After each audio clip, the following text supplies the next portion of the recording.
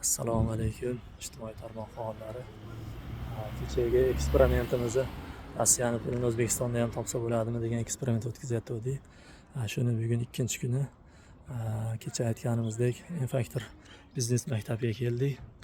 Mana kirib gaplashib, qanaqa nimalarni o'rganishimiz mumkin hammasini gaplashib chiqdik. O'qish uchun mana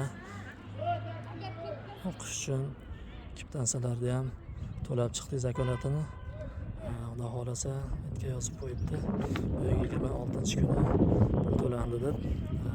Xudo xolasa 30-kundan o'qishni boshlaymiz deyishyapti. 30-kundan o'qish boshlanadi. Qani necha kunda Rossiyada ishlaydigan pulimizni O'zbekistonda necha kunda topsa bo'lar ekan. Shuni eksperiment qilib o'tkazib ko'ramiz. Hozircha bugun ikkinchi kun. Sog' bo'linglar, salomat bo'linglar. Ertaga yana ko'rishamiz.